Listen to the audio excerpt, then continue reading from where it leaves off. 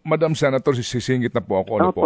Ma'am, what is the best argument? Bakit po hindi dapat payagan itong amyendang ito sa inyong rules? Ano po talaga ang argumento po na maaari niyong ipagtanggol hanggang sa Plaza Miranda?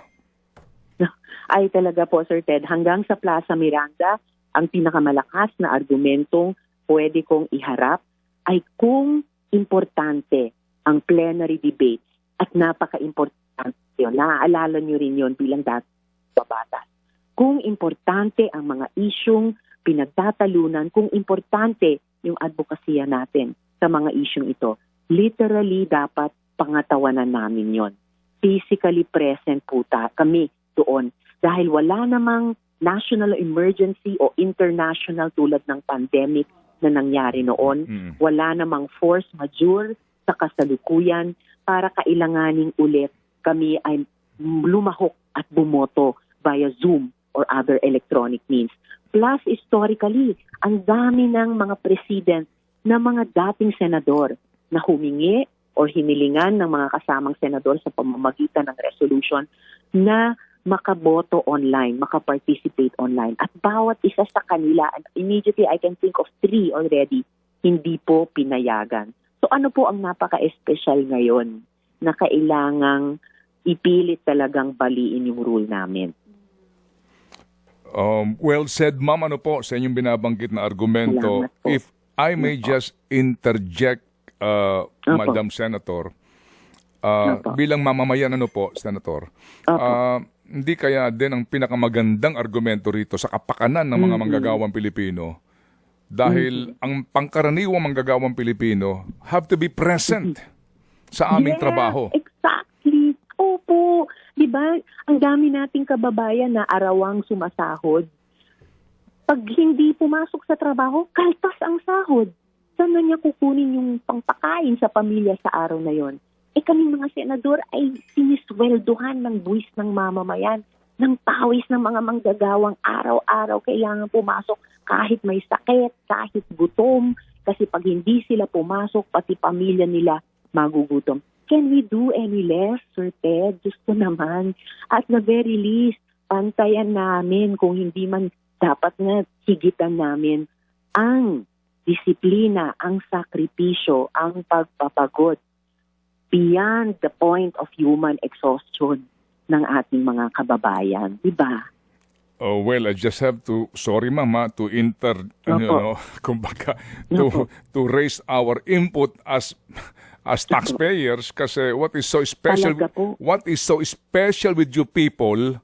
Exactly. Na kami ho ay obligadong to be physically present sa aming mga trabaho, pero kayo, pwede kayong pa-online lang, lalo na po sa mga usaping importante para sa bayan. Diba? Talagang hindi talaga katanggap-tanggap yun eh. Kumbaga, mas privileged na kami kaysa sa karamihan ng mga tao. Tapos kami pa ang ibe-baby, kami pa ang papaboran. No.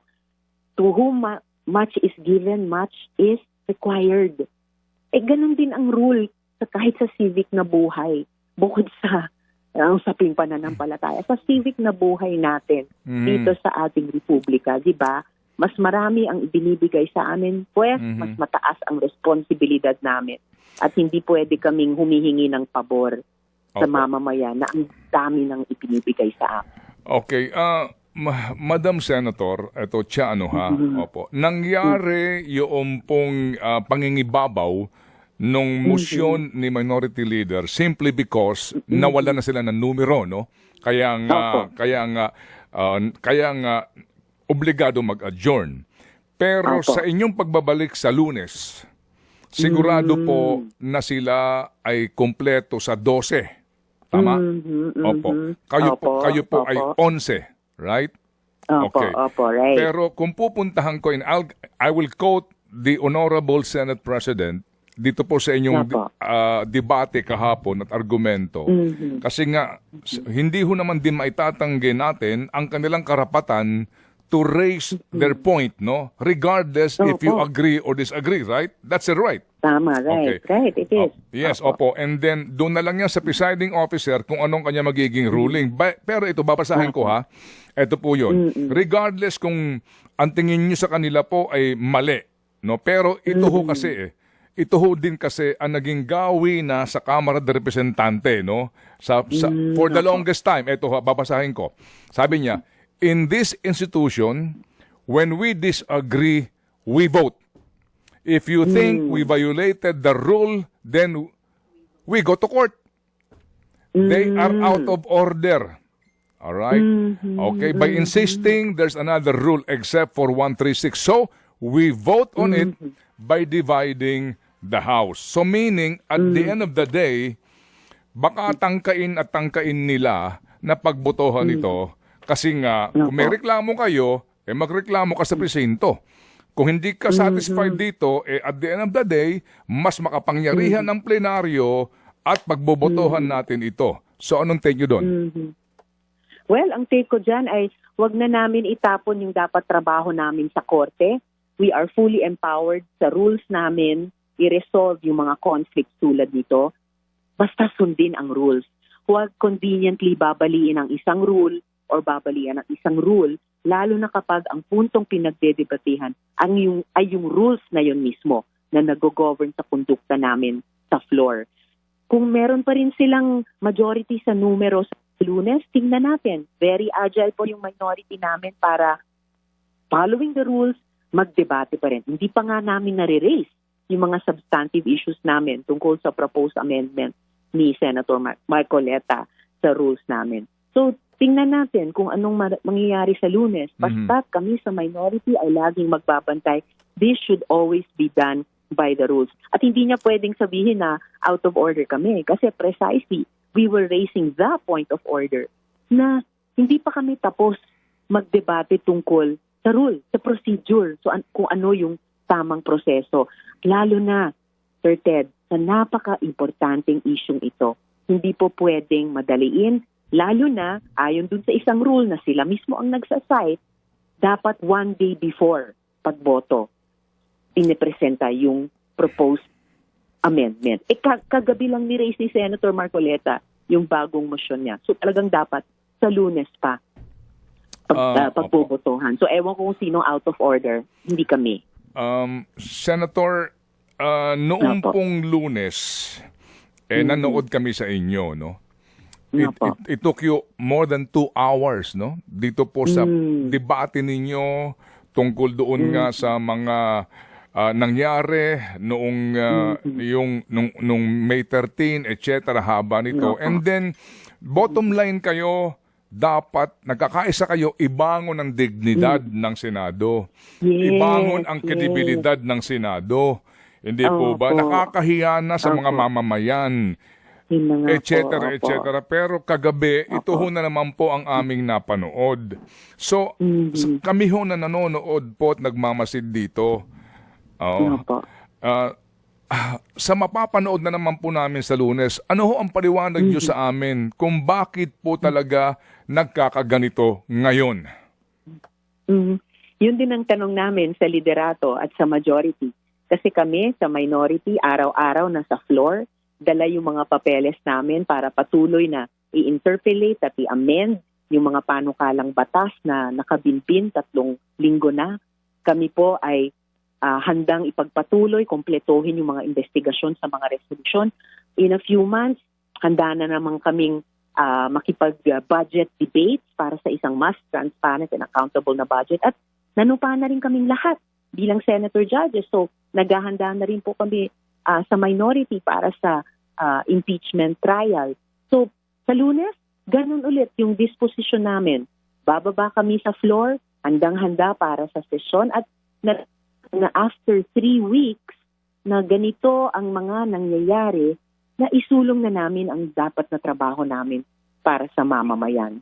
So, ganun pa rin po, Sir Ted, ang magiging disposition at work ethic namin sa floor. Opo. Madam Senator, ang dami ho namin dapat itanong yung pong sa Dynasty Bill.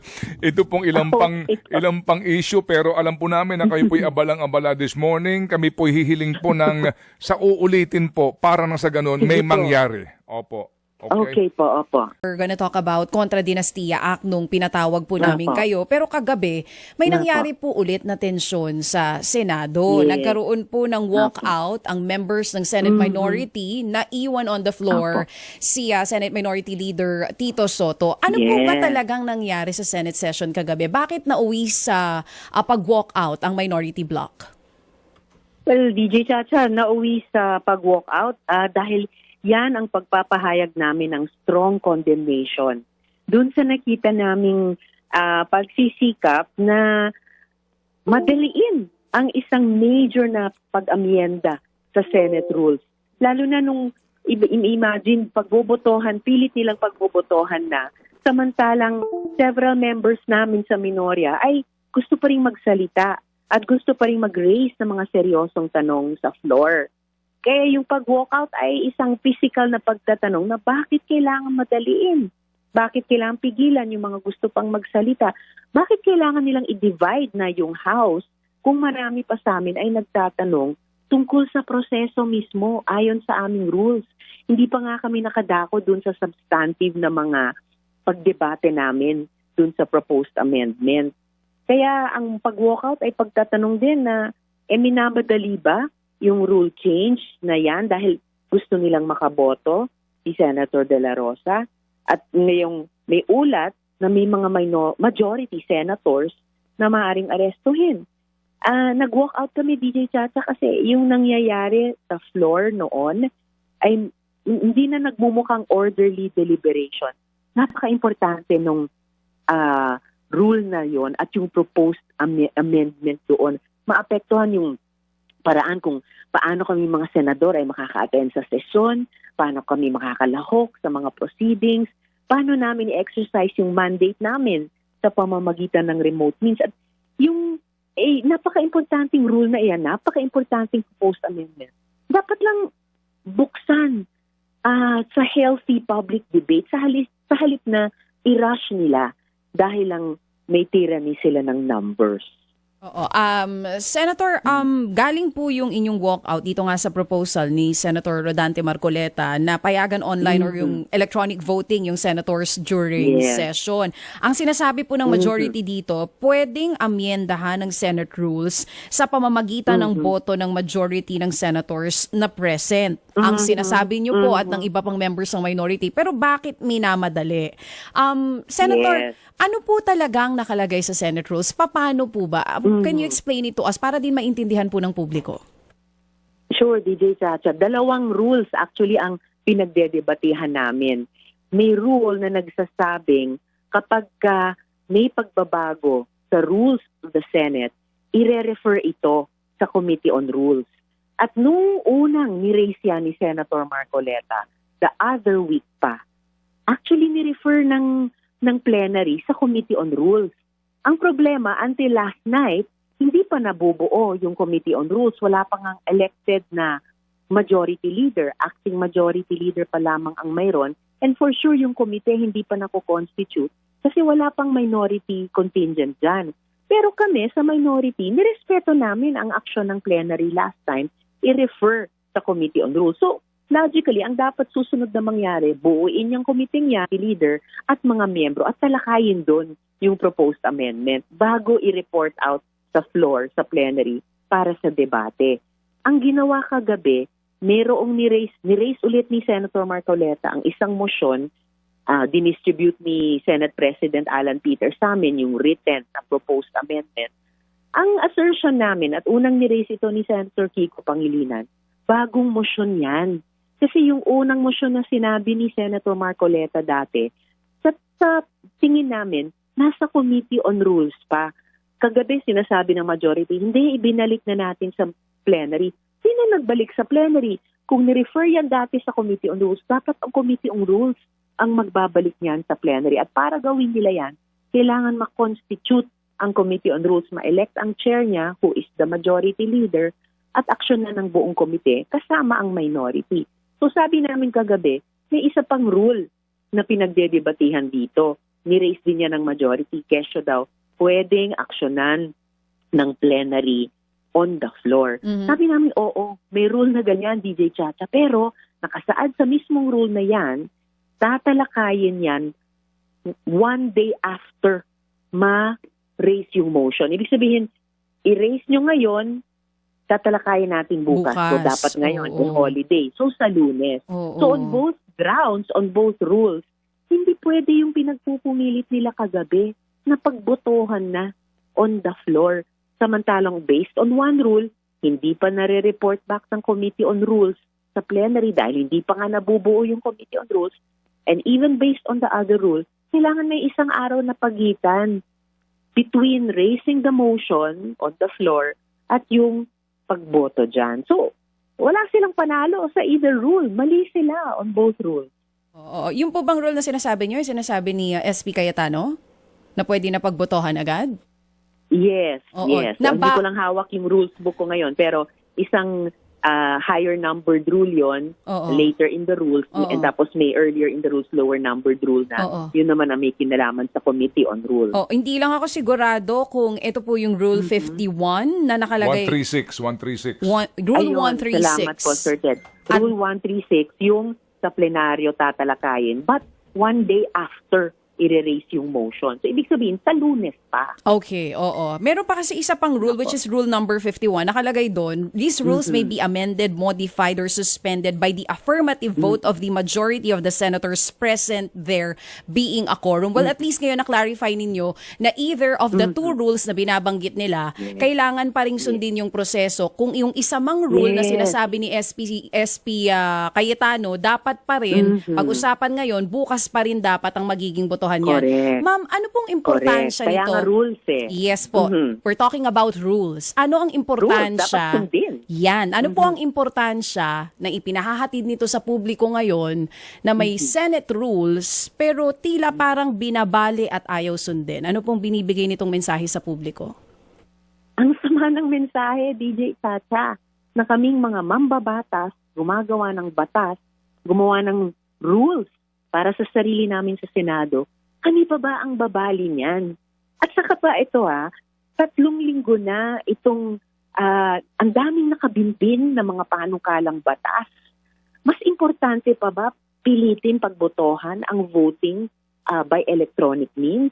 3 linggo na kaming parang nagpapatintero sa floor tungkol sa mga issue na initially tungkol sa aming mga sarili. Hindi ba mas importante trabahuin na namin ulit yung mga issue na importante sa ating mga kababayan, lalo na't nagpapatuloy itong giyera sa Middle East at saka oil crisis. So, please naman, gawin na namin yung aming mga trabaho. Tigilin na yung ganitong mga maling pamamaraan sa mga importanteng issue sa loob at sa labas ng Senado.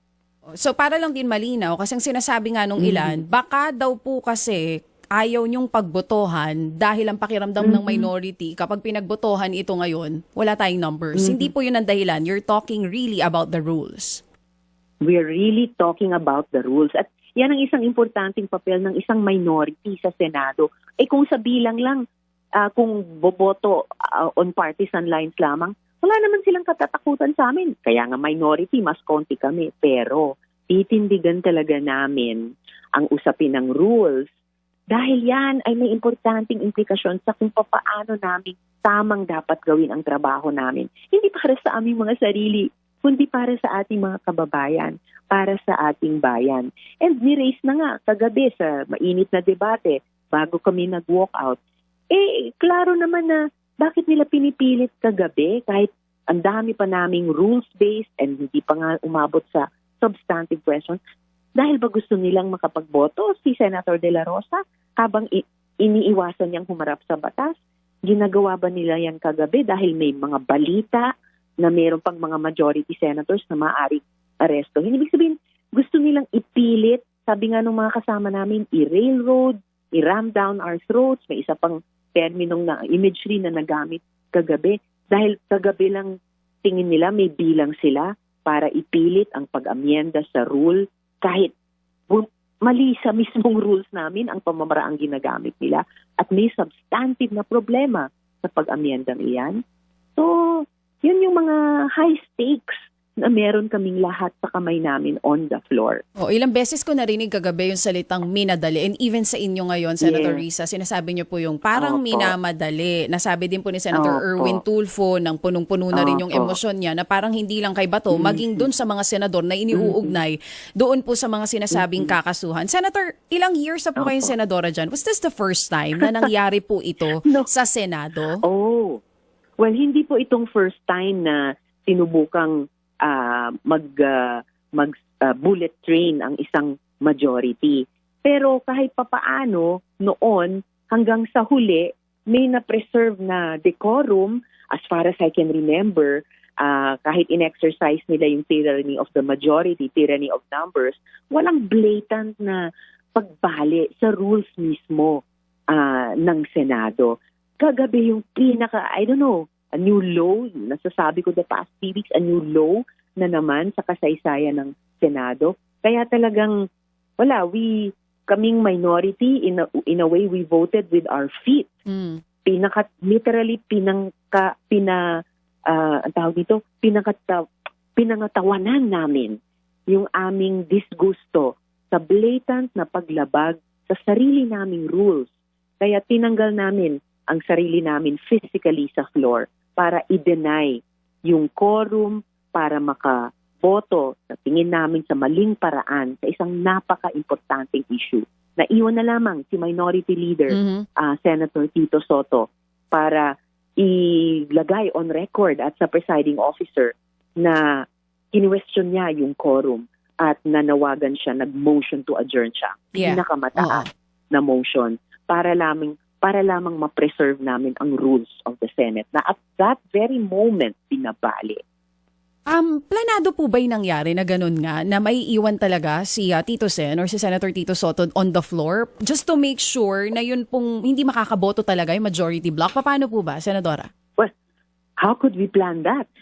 Bawat sesyon, tinatapos ni Minority Leader Tito hanggang mag-adjourn, sinasamahan ko siya, sinasamahan ng marami sa amin sa minority hanggang mag-adjourn. So, hindi kami nag-walk out para lamang sa isang simple o magaan na issue. But we were thinking quickly on our feet. Bilang minority na tungkulin po namin bantayan at siguruhin hanggat kaya namin na sinusunod ang rules at hindi binabali ang rules. At the last moment, the only way na nakita namin na hindi magamit pati ang sarili namin bilang sa quorum para amyendahan ang rules sa maling paraan at substantively mali, nag-walk out po kami. We were thinking quickly on our feet at proud po ako na mabilis at seamless yung aming coordination at kumilos kami as one. At least ngayon po nasasagot nyo yung ilan sa mga nababasa kong ini-issue sa mga minority senators. Another issue being raised is isa din daw po sa dahilan kung bakit nag-walk out ang minority senators ay dahil hindi nyo daw po masasagot yung ilan sa mga ini-raised on the floor nitong si Senator Rodante Marcoleta. Ano pong tugon nyo doon, ma'am? Ay, nako. Hintayin niya pag dumating pa sa substantive na debate dyan sa proposed amendment niya. Huwag naman siya minamaliit, hindi lang ako karamihan naming mga senador na walang parehong professional background sa kanya. Pero excuse me lang, PJ Chacha, 1 dekada na po akong nagtatrabaho sa Senado. Bago niyan, 6 na taon sa House of Representatives bilang party list rep ng Akbayan. Excuse me lang po, sir, sabi ko sa kanya kagabi, nag-aaral po ako all this time. At nag-take exception lang talaga ako dun sa nabitawan niyang mga salita tungkol sa magkaiba kami ng professional background. Hanggang sa huli, who had the last say? Minority Leader Tito, na wala ring parehong professional background ni Senator Marcoleta, pero ipinakita ang mastery sa rules. Precisely nung kinestyon niya ang quorum at nung sinabi niyang nag-motion siya to adjourn on the basis of his question of quorum. So ito po nakikita namin nakalat ngayon online na nag-uusap kayo, medyo malapit na sa isa't isa. Ito mismo rin yung binabanggit nyo at sinasabi nyo sa kanya, hined-on nyo siya na hindi dapat ganun yun nangyari. Tama po ba ito? Talaga. Nauna ng mag-raise ng point of order si Senator Erwin. Sabi niya, ad hominem. Yung ganyang klaseng sinabi. Sinuspend ang session, nagpatuloy pa rin siya. Magdalumpati sa gitna ng floor. So talagang nilapitan ko siya. Sabi ko, sir, pa nga ang tawag ko sa kanya the whole time. Sir, mali po yan. Yung sinabi niyong kasi wala akong legal background, kaya hindi ko maiintindihan itong sinasabi niyo. So, sir, nakakaintindi ako. But I take exception dyan sa sinabi niyong dahil wala akong legal background, hindi ko maiintindihan. Alam niyo, DJ Chacha, yan ay argumento ng may mahinang argumento. Pag hindi niya masagot yung mga tanong mo tungkol sa rule, pag hindi niya masagot yung magiging mga tanong pa ng marami-rami sa amin, sa minority, tungkol sa substantive na laman ng kanyang proposed amendment. Ayan, alam niyang mahina ang argumento niya, magre-resort siya sa mga ad hominem attacks. Yan ang pinakamababaw na argumento. So, mahiya naman ang kahit sino sa amin na mag-argue ng ganyan na, pangit ang argumento mo kasi wala kang karapatan, kasi hindi ka kasing kwalipikado ko. Napaka masamang ugali yun sa isang kapwa senador. So you're ready to debate on the floor dito po sa proposal ni Senator Rodante Marcoleta na payagan ng mga senador na makaboto during session with justifiable reasons. Handa po kayong sagutin kung ba't hindi ito dapat mapayagan? I am very ready. Handang-handa, DJ Chacha. Handang-handa ang minority. At simulan ko na dun sa ano yung justifiable reasons na yan. Sige, pagdebatihan namin po yun. Kaming karamihan na hindi mga abogado tulad niya. Ma'am, para lang din po, well, we set the record on, we set the record talaga. Ano po ba sa palagay, kayo po mismo, kasi ang narinig natin magsalita na yung mga kapwa niyo, Senator Erwin Tulfo and other senators are also saying, kanina sinabi nyo, this is about Bato, this is about the other senators na posibleng mahuli o makasuhan ng plunder, may kinalaman sa flood control scandal. So, ano po iyon? Railroading the rules para po umayon? Paano po ba? Ano nangyayari ngayon talaga? Help us understand. Sure po. Nasabi na rin ng isang kasama sa minority kagabi na railroading ito. At talagang pinanindigan namin sa aming joint statement kagabi na tinanong namin, bakit niyo pinipilit ito? Ba't niyo minamadali ito? Para lang ba sa mga kasama natin na yung isa ay ayaw humarap sa batas at yung iba ay baka harapin ng batas. Dahil lamang ngayong gabi meron kayong bilang pero hindi nyo sigurado yung bilang nyo sa susunod na mga session days. So, very, very prangka namin ni-raise yung mga tanong na iyan sa floor at pinanindigan din namin sa aming joint statement. And I stand by that.